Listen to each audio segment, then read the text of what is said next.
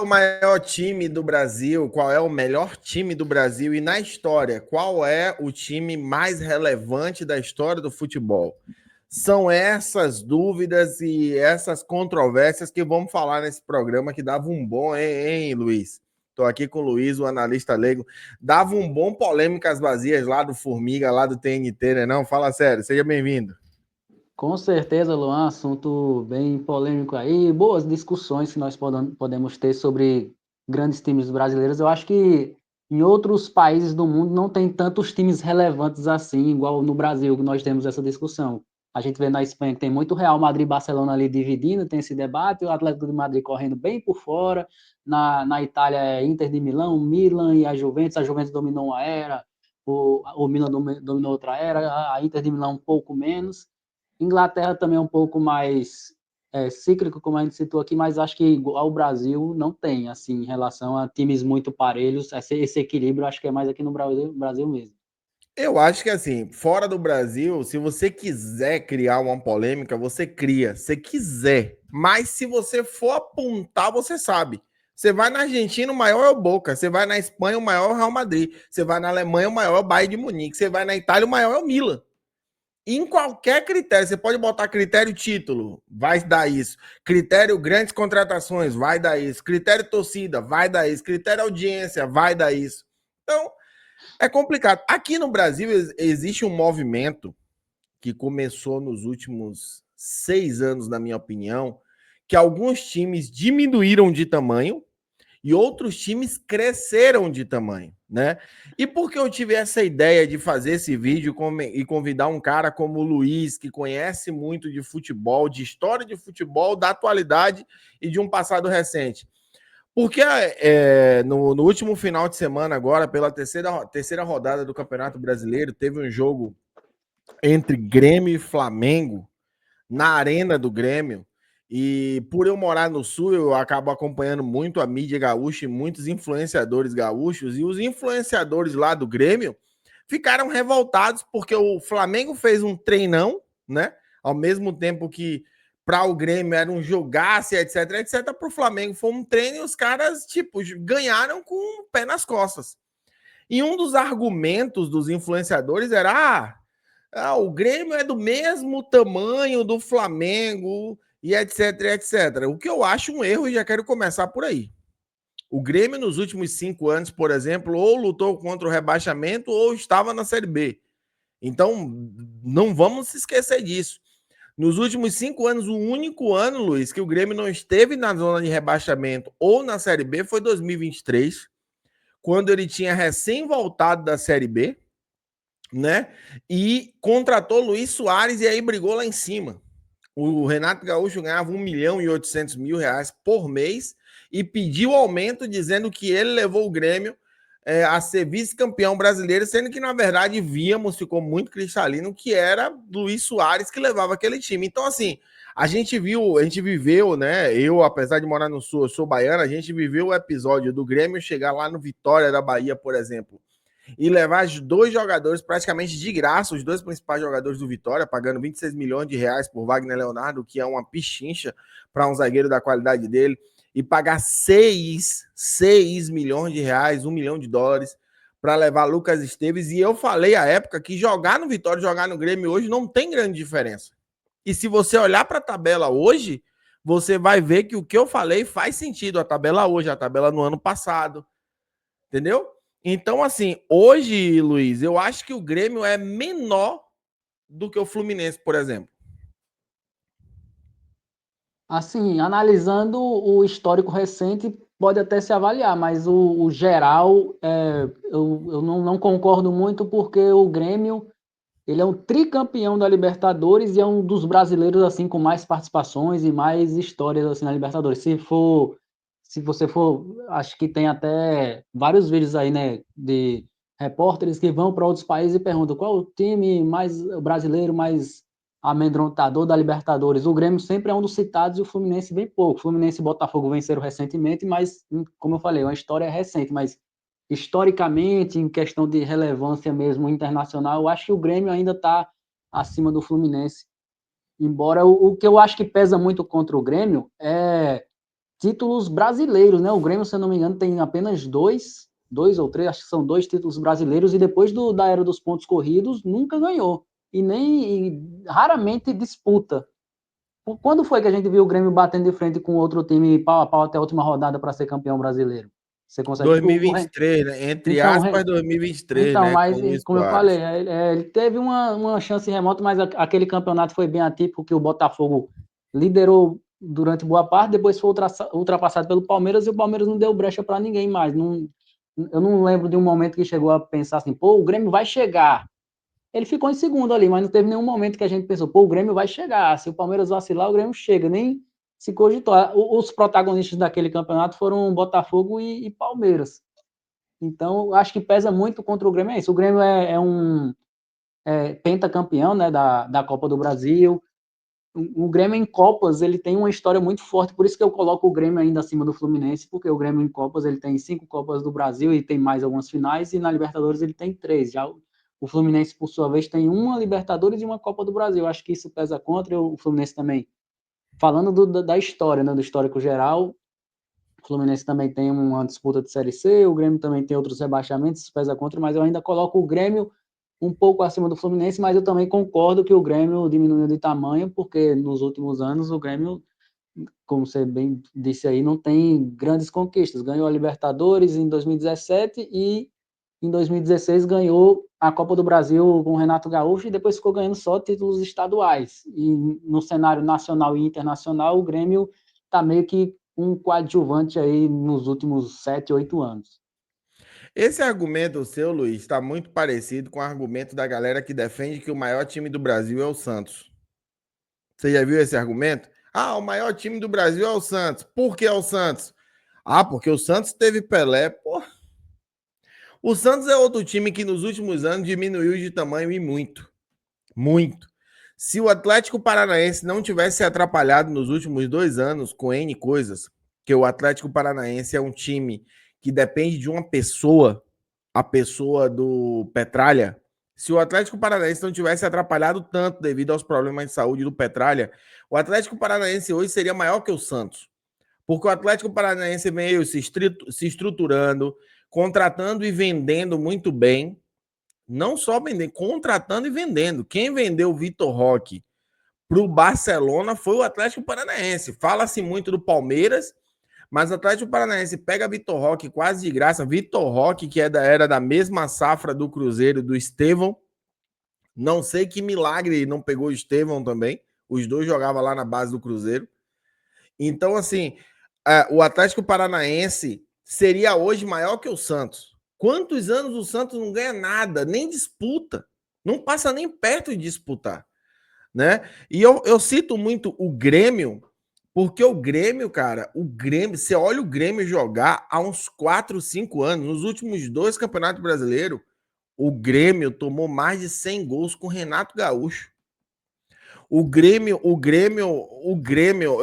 Agora, assim, Luiz, o que na sua opinião, passa a perspectiva de que um time é grande? Você olha para aquele time e fala que é grande. Vou dar alguns exemplos, tá? Por exemplo, o Flamengo. Quando se fala de Flamengo, mesmo na época ruim do Flamengo, pré esse período, você olhar e falar, não, o Flamengo é grande. O Flamengo, por que o Flamengo é grande? Porque o Flamengo tem uma torcida absurda e tem muito simpatizante. A torcida do Flamengo, ela é grande no Brasil todo, porque o cara que torce, sei lá, agora o Fortaleza tá bem, então eu não vou usar o Fortaleza, a gente vai falar do Fortaleza também. Mas o cara que torce pro Santa Cruz, o cara, pô, torce pro Santa Cruz e pro Flamengo. Eu torço pro Paysandu e pro Flamengo. Lá em Salvador já aconteceu muito do cara torcer pro Bahia e pro Flamengo. Pro cara do Vitória e do Flamengo. O cara torce pro Fluminense de Feira e pro Flamengo. Isso é muito comum acontecer. O caso do Corinthians é a mesma coisa.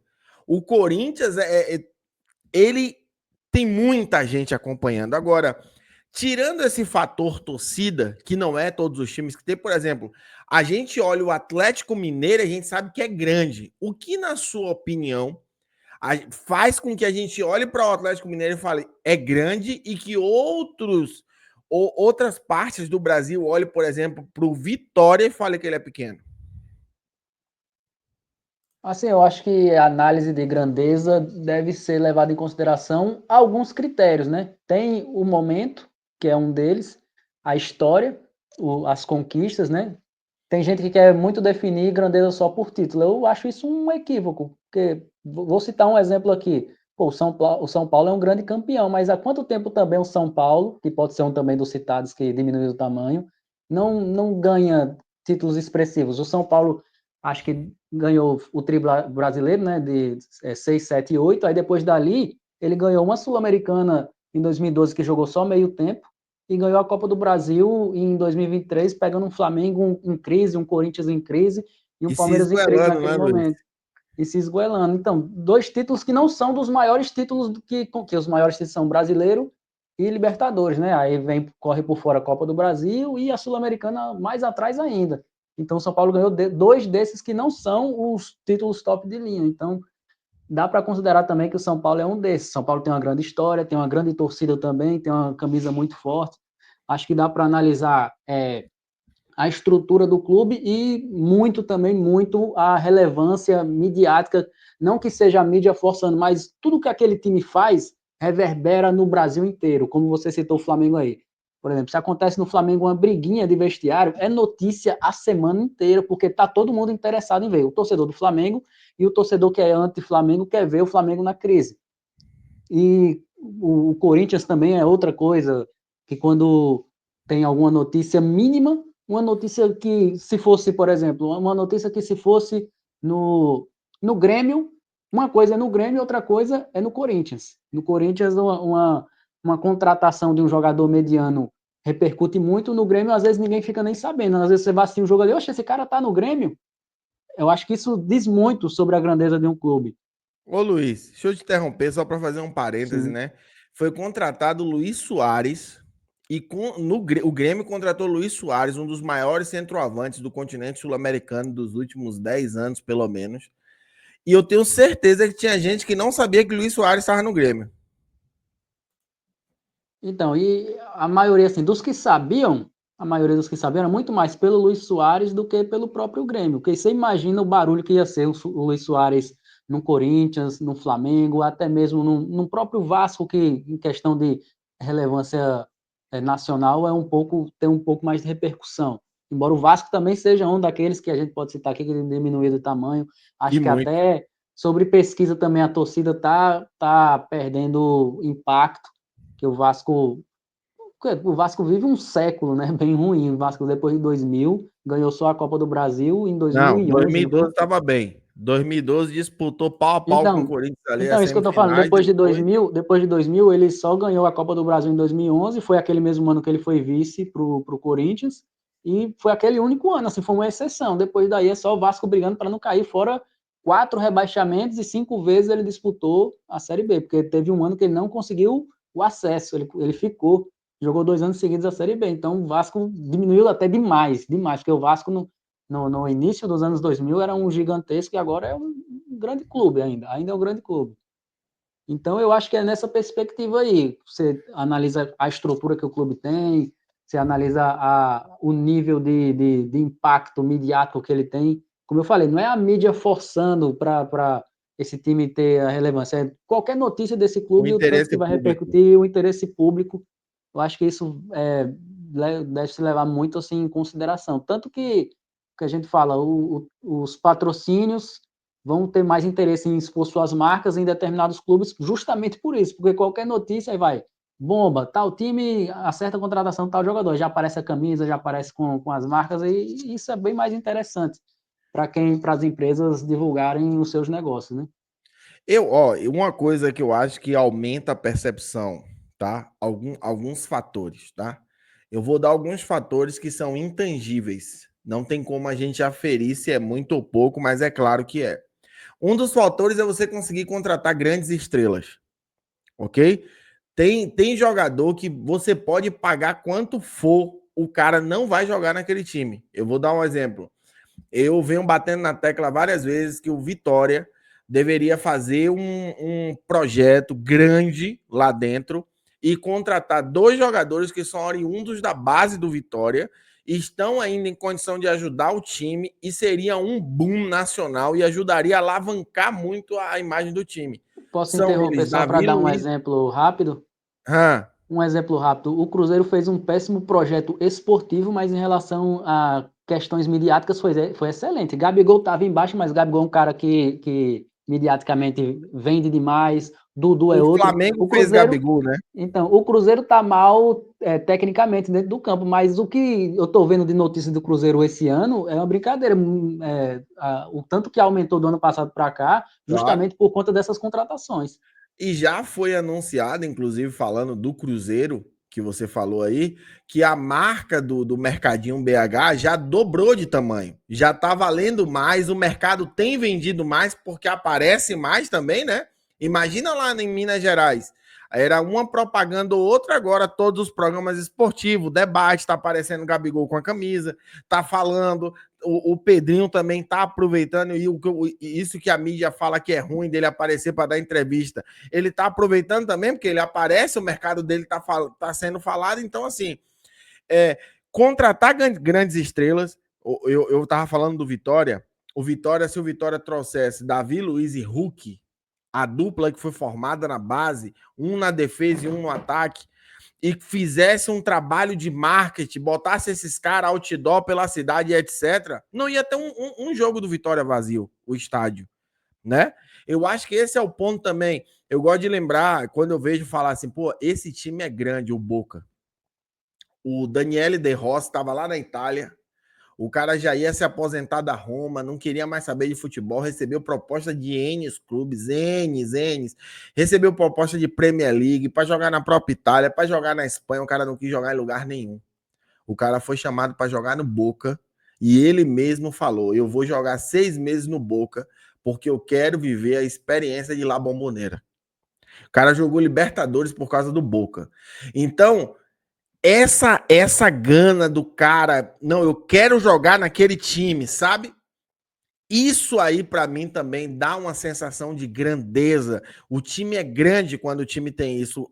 A estrela quer jogar lá, o jogador quer jogar lá. Outra coisa que dá a sensação de grandeza. Existe muito jogador que vai para um time e ele olha para um lado, olha para o outro e fala: pô, nesse time aqui, se eu facilitar, eu me quebro. E já tem jogador que chega em outro time e fala assim: ah, aqui tá tudo tranquilo. Eu vou dar um exemplo. Quando o Luiz Soares veio para o Grêmio, ele fez um contrato de 2 anos. 2 anos de contrato, né? E disse que queria jogar Libertadores, e chegou falando, e acertou bônus por gol na Libertadores, acertou bônus por título na Libertadores. Ele chegou com uma perspectiva totalmente diferente. Quando ele estava 6 meses no Grêmio, ele pediu para rescindir contrato. Isso fala muito da grandeza do time. Isso fala muito do que acontece nos bastidores do time. E a reportagem que cobria o Grêmio na época, da maior rádio lá do Rio Grande do Sul, os repórteres foram lá e deram uma notícia, que a notícia se deu por um seguinte: os caras ele falou, eu quero rescindir contrato. Os caras falou, não, não vamos rescindir, tem uma multa aqui, se você quiser rescindir, você pague. Ele falou, então fechou, vocês me pagam 1.800.000, eu vou passar todo o meu contrato na maca, sentindo dor, e vocês com esse custo aí mensal, vocês que sabem. E aí, devido a esse problema. Oi! Eu. E aí, voltando de Luiz Soares ali, onde foi que eu parei? Tá. E ele disse que ele ia ficar na maca 1 ano e meio ainda faltava de contrato e o clube ia ter que pagar. Então, assim, isso fala muito do que acontece no bastidor. É o jogador olhar o clube de fora e falar: esse clube é grande, e o jogador olhar o clube de dentro e falar: esse clube é pequeno, né? E para falar disso, eu quero que você comenta isso também, Luiz. Eu queria falar também no Fortaleza, né? Saiu a notícia que o Fortaleza está investindo nessa temporada 10 milhões de reais em voo fretado para ter condição de disputar o campeonato, né? Porque essa maratona ele está tendo que viajar o tempo todo. E aí, na bancada onde estavam dando essa informação, falaram assim: o Vitória também tá fazendo isso. Aí o cara falou: não, Vitória, esquece o Vitória. Vitória não tem tamanho para isso, não tem cacife para isso. Essa percepção é dolorosa, mas se a gente pensar que o Vitória não teve 3 milhões para colocar iluminação no estádio para disputar a Sul-Americana, precisou abrir vaquinha, é triste, mas é real, né? A percepção do Vitória é muito pequena, enquanto a do Fortaleza cresceu muito, né, Luiz? Exatamente. E aí é um dos exemplos que uma gestão pode aumentar o tamanho do clube. E o que o Marcelo Paes fez com Fortaleza, pegando um clube que estava anos e anos na Série C e agora transformou um clube nordestino que é realidade, disputar Libertadores e chegar para disputar também a Sul-Americana, porque o Fortaleza chegou em uma final e depois chegou em uma semifinal também em Sul-Americana. Hoje é uma realidade. Fortaleza na parte de cima da tabela, brigando por G4, brigando por G6, é uma realidade de pelo menos 4 a 5 anos a gente tem visto isso aí. É uma gestão exemplar que transformou o tamanho do clube. Enquanto o Vitória, se a gente pegar há 10, 15 anos atrás, não tinha nem comparação o Vitória com Fortaleza. O Vitória era um time que disputava a final de Copa do Brasil com o Santos, era um time que todo mundo, eu lembro como ontem, todo mundo que ia enfrentar o Vitória no Barradão, era uma coisa assim que todo mundo, meu irmão, jogar com o Vitória no Barradão é difícil. E o Vitória sempre fazia campeonatos brasileiros decentes. Inclusive, o Vitória venceu o Vasco em 2008, na última rodada, lá em São Januário, rebaixando o Vasco naquele ano. O Vitória também rebaixou o Palmeiras, vencendo o Palmeiras na última rodada em 2002. O Vitória era um time, não um time que estava na primeira prateleira, mas nacionalmente falando, era um time que tinha sua relevância. E hoje ele diminuiu bastante. Está retomando, está numa retomada aí nesses últimos anos, né? Que saiu da C para B, da B para A já está o segundo ano na A, já está disputando Sul-Americana, mas em comparação com Fortaleza, era Vitória aqui, Fortaleza aqui, e o Fortaleza ultrapassou o Vitória agora, e é um exemplo aí que a gestão pode transformar o tamanho de um clube. Com certeza. E muitas vezes se resume, eu coloco se resume porque é muito pouco para mim a justificativa. Ah, mas a questão é que não temos dinheiro, não tem dinheiro. Eu acho que, assim, o Atlético Paranaense, quando ele começou a montar um time equilibrado, ele não começou com dinheiro, né? Eu não acredito. Se você olhar o elenco, vamos pensar no último time campeão do Atlético Paranaense, né? Vamos falar de um time campeão. Eu posso dar um exemplo do Juventude também, que tem folha de 2 milhões e meio, 3 milhões de reais na Série A do Brasileiro.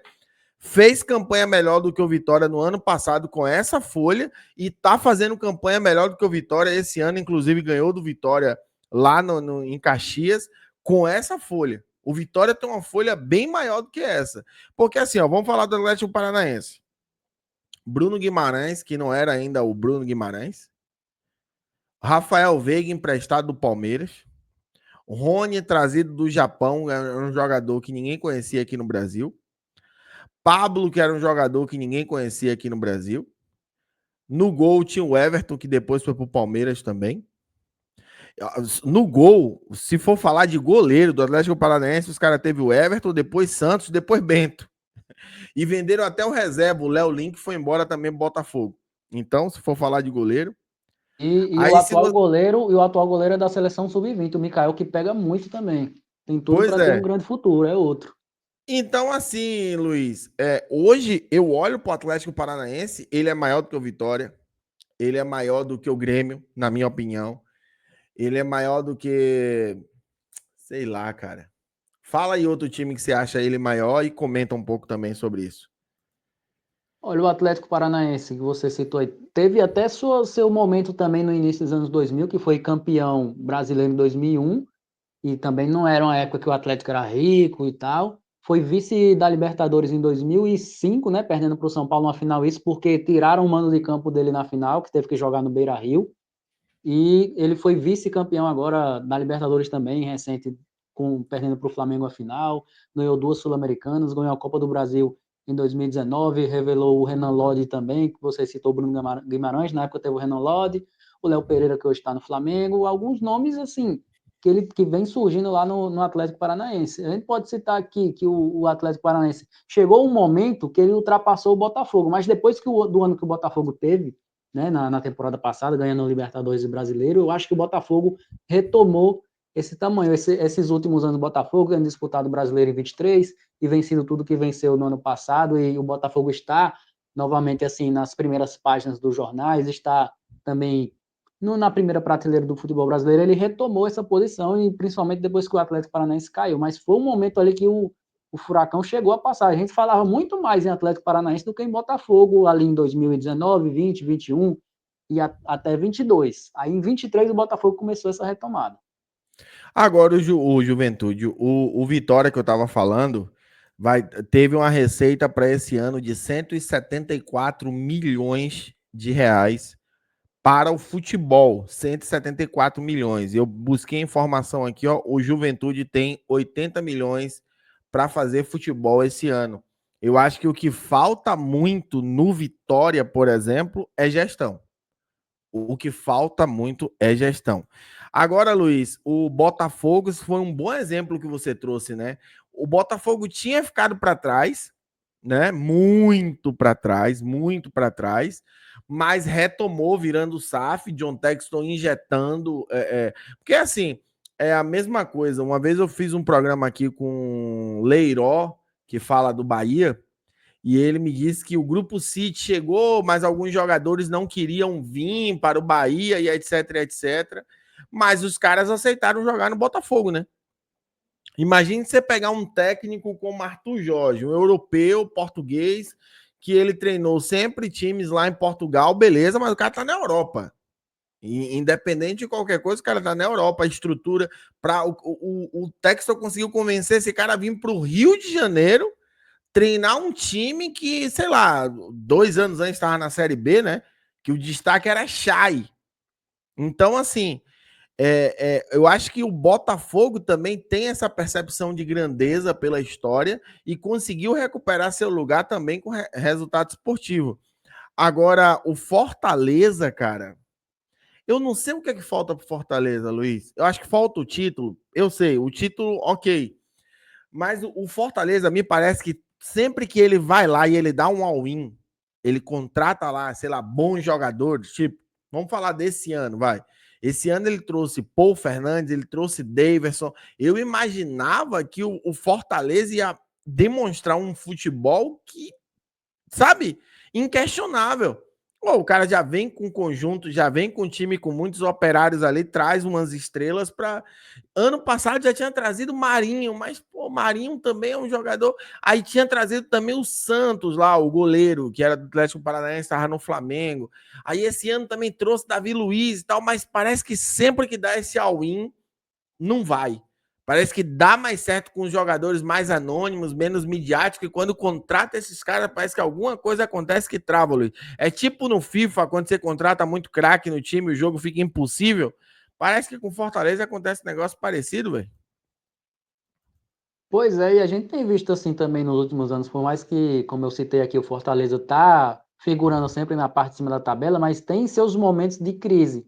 Em 2022, se eu não me engano, o Fortaleza chegou a ficar muitas rodadas na lanterna e depois deu uma arrancada e conseguiu ir para pré-Libertadores. Pré-Libertadores, a primeira fase, ficou em oitava e virou G8, ele conseguiu dar essa arrancada em 22, isso porque ele teve essa dificuldade ele começou 22 disputando Libertadores, Brasileiro e Copa do Brasil, e esse calendário para um time que está no Nordeste e não tem voo fretado, você citou aí a importância também deles conseguirem agora, a partir desse ano, o voo fretado, é muito difícil. E aí teve toda esse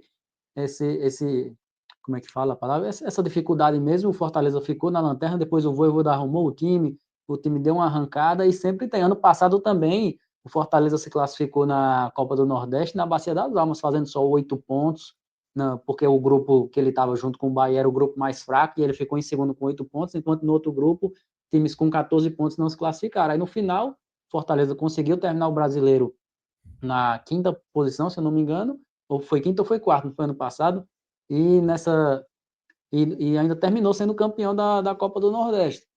E aí tem muito essa dificuldade. Eu estava dando uma observada também, o elenco do Fortaleza está bem envelhecido. O time titular que perdeu para o Racing, todos, absolutamente todos, tinham acima de 30 anos. Isso também pode pesar, né? Tanto com a idade média avançada, quanto com os deslocamentos. Imagina esses caras, todos esses caras de 30 anos, se deslocando muito mais do que seus adversários, porque, como a gente citou aqui, o Fortaleza tem que viajar, percorrer muito mais espaços no país, no Brasil e fora do Brasil também, do que os outros clubes. A dificuldade é muito maior. Então, você montar, eu acho que o Fortaleza deveria agora pensar um pouco em rejuvenescer mais esse elenco, porque, principalmente diante dessa dificuldade de se localizar no Nordeste, acaba ficando ainda mais complicado.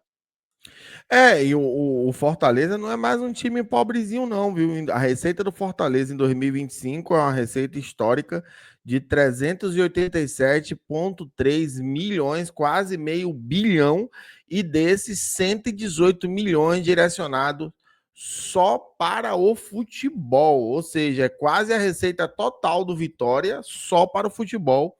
É muita coisa.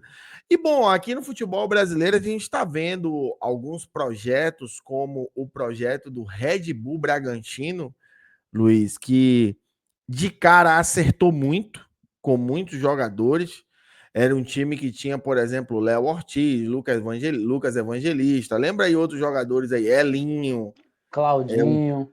Claudinho, muitos bons jogadores, fizeram muitos bons negócios, mas agora, exatamente no ano de 2025, final de 2024 e agora no ano de 2025, a coisa tá feia. Lá você olha pro elenco, é apavorante.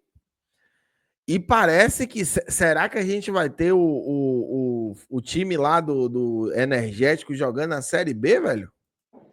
Eu não duvido não, viu, Luan? Porque me parece assim que a intenção deles não é assim tanto um projeto esportivo para montar um time multicampeão, tanto que nos outros países, tipo o Leipzig também não é um time que bate de frente com o Bayern, nem chega longe na Champions League. O Salzburg também não chega tão longe assim na Champions League. Eu acho que o projeto deles mesmo é sempre expandir a marca, ficar comprando clube em outros países para vender mais latinhas dos seus energéticos. Para eles é muito mais interessante essa divulgação do que a montagem de um time para ser campeão. Tanto que você vai olhar, não tem, sim, a maioria das contratações, os nomes que você citou, antes de chegarem ao Bragantino, sempre são nomes de jogadores jovens que eles se destacam lá e depois eles contrataram, eles gostam muito de contratar jovens do Flamengo, o Natan, que hoje é zagueiro do Real Betis, que chegou a jogar no Napoli também. O Flamengo vendeu, fez esse negócio, eles contrataram o Matheus Gonçalves, que voltou para o Flamengo.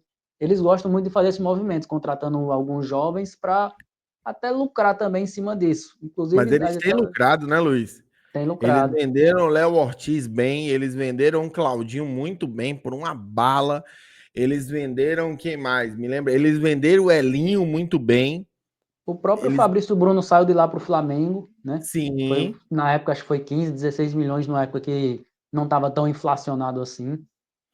Então, essas SAF chegaram no Brasil, eu acho bom. Eu vejo muito comentarista aí, tem que ter o fair play financeiro. Muito comentarista reclama, mas tá entrando dinheiro que não é do futebol e etc. Eu só vejo reclamando. É, é. Ou pessoas assim, com todo respeito, pessoas que têm a mente um pouco retrógrada, né? Porque nos anos 80, porque nos anos 90, ou pessoas que temem que o futebol brasileiro torne-se um pouco mais competitivo. Porque, vamos lá, hoje o futebol brasileiro, pô, o Flamengo só não ganha, o Flamengo ou o Palmeiras só não ganha se de fato eles se atrapalharem em suas próprias pernas. O ano passado, vamos falar bem a verdade, o Palmeiras teve a oportunidade de jogar contra o Botafogo 3 ou 4 dias antes do Botafogo disputar a final da Libertadores, dentro de sua casa, os caras com a cabeça toda voltada para o jogo e perderam. Se eles ganhassem aquele jogo, eles assumiriam a liderança do campeonato e provavelmente seriam campeões. Então, o Palmeiras, ele se atrapalhou nas suas próprias limitações, inclusive na limitação, até na minha opinião, do treinador, de estilo de jogo e etc.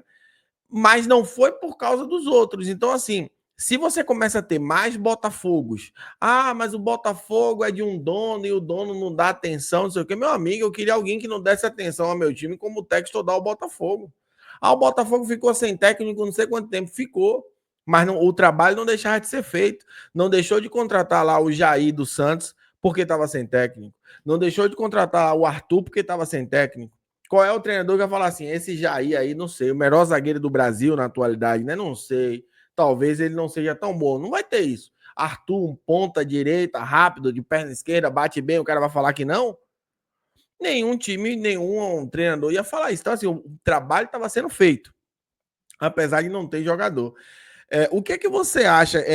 Esse processo de SAF pode inverter a coisa logo ali na frente, se continuar daqui a pouco entra um cara como o John Textor, sei lá, num Cuiabá da vida, o Cuiabá sobe para a Série A, contrata, sei lá, um Messi, e aí chega e começa a brigar nas cabeças.